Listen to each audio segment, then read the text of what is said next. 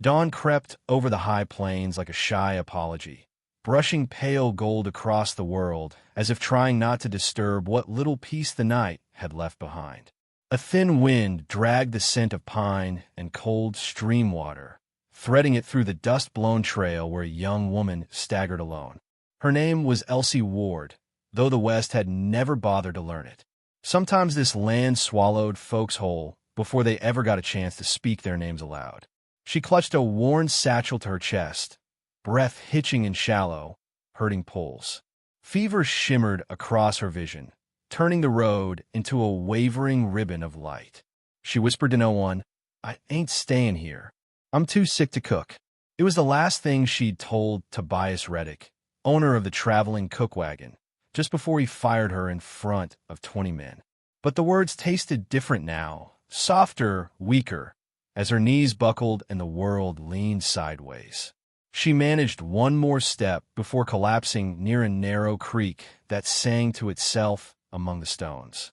That was where Boone Calder found her. He had risen before dawn, as mountain men often do, checking his traps along the tree line and listening to the quiet way mornings speak. He was a man used to silence, a man the townsfolk whispered about as though he were part of the mountain and not entirely human. But when he saw a small figure curled beside the water, his breath paused. He approached slowly, as if she were a frightened doe. Elsie stirred when his shadow fell across her. She tried to push herself upright, shame and stubbornness flickering in her fevered eyes. "Don't trouble yourself," she rasped. Boone crouched beside her, steady and unhurried. "You need help," he said softly, voice warm as the first sip of coffee on a cold morning. "You can rest here." His gentleness was almost more than her pride could bear, and she shook her head weakly. But exhaustion won the argument.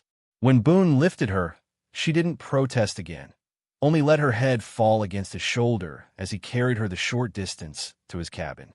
Inside, the air smelled faintly of pine sap, iron tools, and something comforting, like a life lived in quiet steadiness. Boone laid her on his cot and moved around the small cabin with the easy familiarity of someone who knew the silence by heart. He stoked the old stove until it crackled to life and brewed a small tin cup of mint tea from leaves he'd gathered by the creek. Elsie watched through half-closed eyes as he set the cup near her trembling hands. Her cheeks flushed not from fever, but from a humiliation curling in her chest. Only 3 days earlier, she'd been cooking stew over a fire for hungry travelers, trying to prove she deserved her place.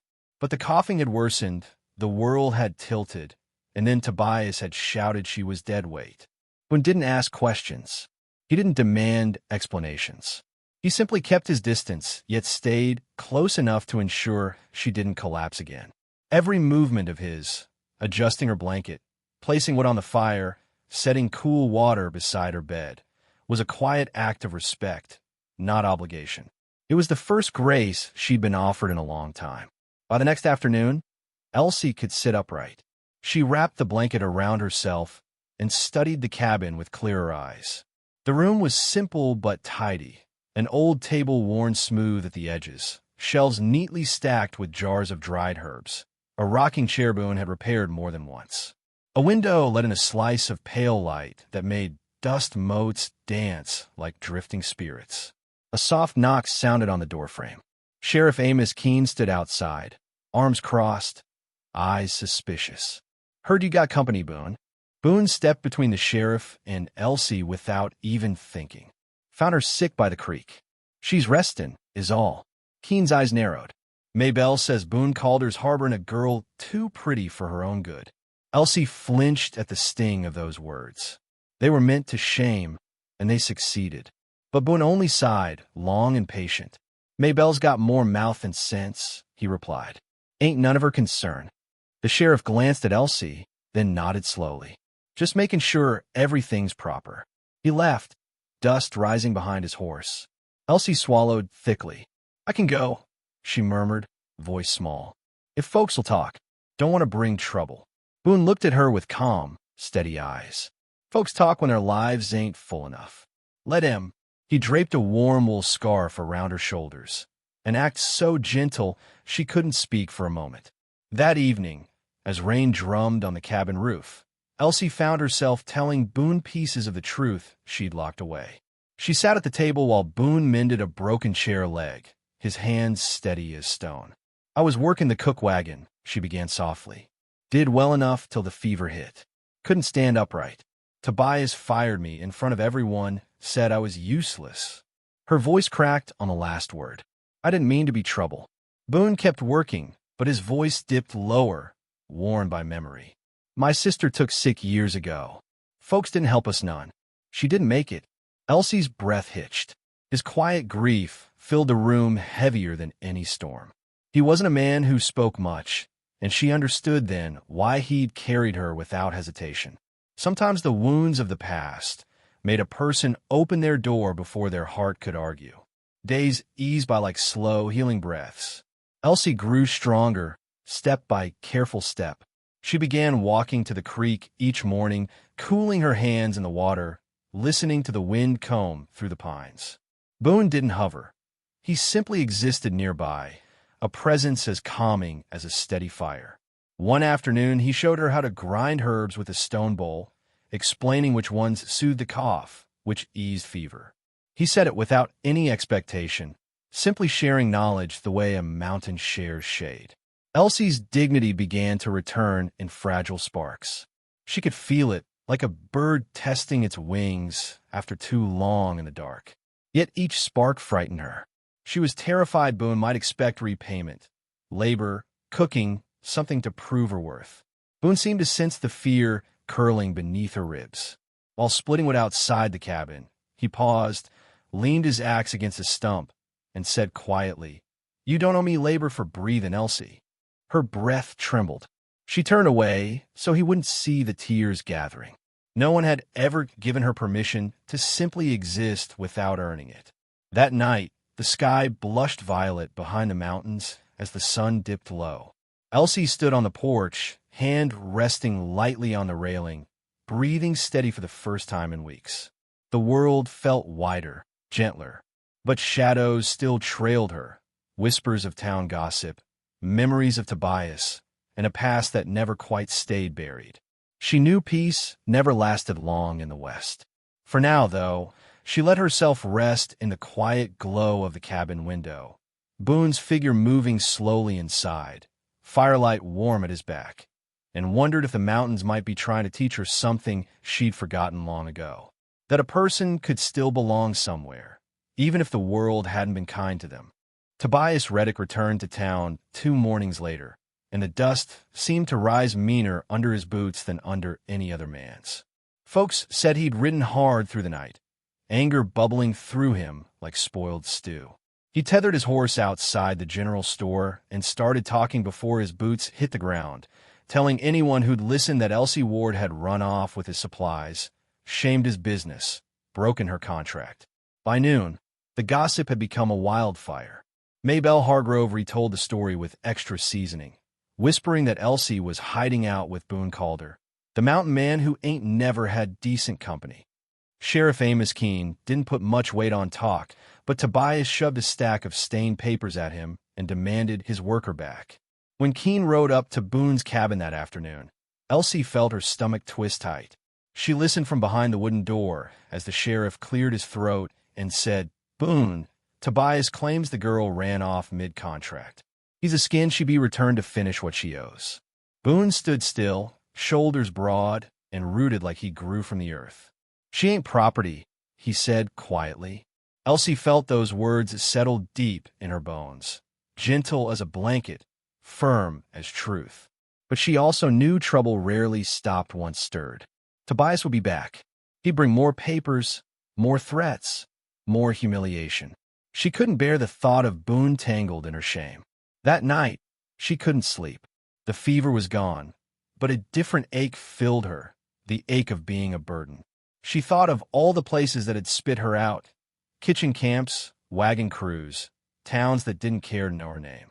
Boone had given her something she'd never had before, space to breathe without someone's thumb pressing her down. And maybe that was exactly why she had to leave. Before dawn, she folded one of Boone's spare papers into a small square and wrote with trembling hands, Thank you for letting me rest. I won't bring you more trouble. Elsie. The ink blurred where her tears fell. She left the note on the table beside the cold stove, wrapped Boone's scarf tight around her neck, and slipped out into the misty morning. The road was quiet, the kind of quiet that made every footstep feel like an apology. She walked toward the creek, the same creek where she'd collapsed days ago, because she didn't know where else to go. Her breath puffed pale in the cold air. The world felt too wide for a girl like her. By the time Boone woke, dawn had settled like pale silk over the mountains. He found the note with the gentleness of someone afraid to crush it. His throat tightened as he read the words. He'd known the look in her eyes for days, the look of someone waiting for the world to punish her again. He didn't waste a moment.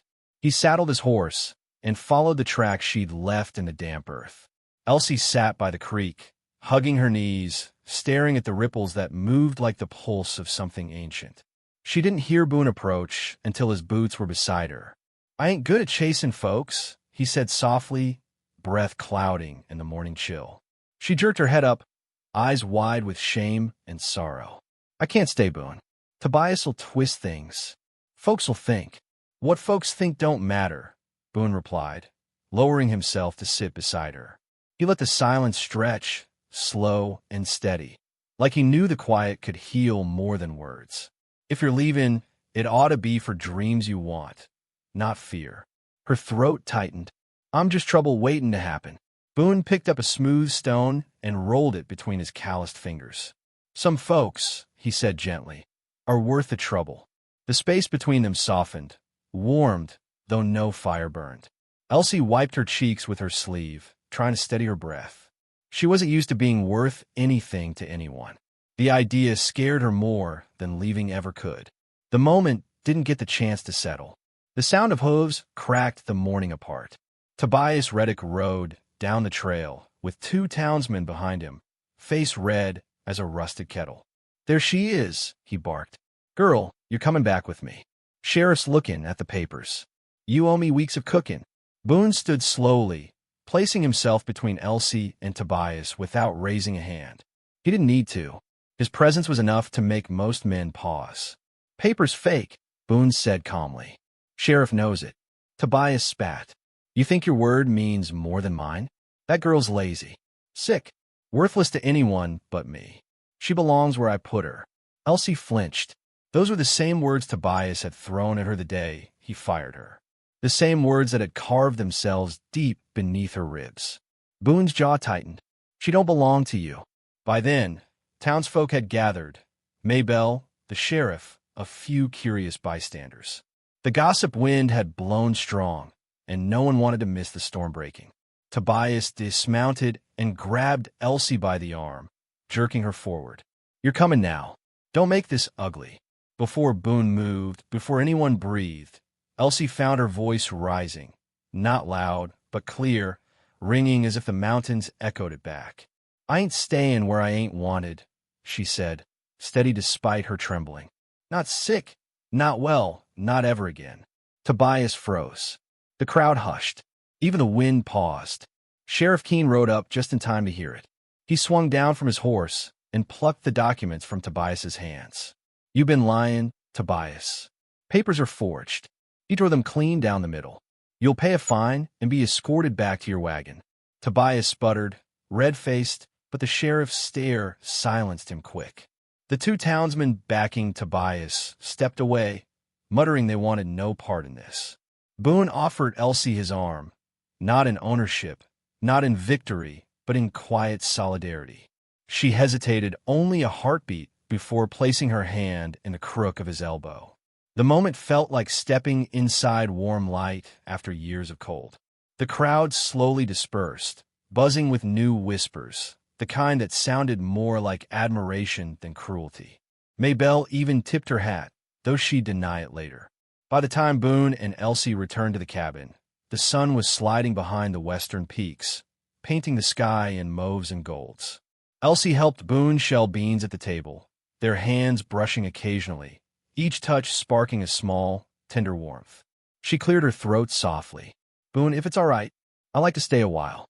Not because I owe you, just because." Her voice faltered, but Boone understood. "You stay," he said gently, "as long as your heart finds rest here." Firelight flickered around them, glowing like a dawn that had decided to settle indoors. Outside, the wind hummed low, as if blessing whatever was growing quietly inside that cabin. And maybe this is how the West heals people. Not through grand miracles, but through the steady grace of someone sitting beside you when you think you're alone. Through a hand that doesn't pull but waits. Through a voice that says you're worth more than the hurt you've carried. So remember this, dear listener. Sometimes the world tries to claim you, shape you, on your worth. But strength comes the moment you stand tall and whisper, "I ain't staying where I ain't wanted." The mountains themselves will echo it back to you, reminding you that even the most weathered souls deserve a place to rest, heal, and begin again.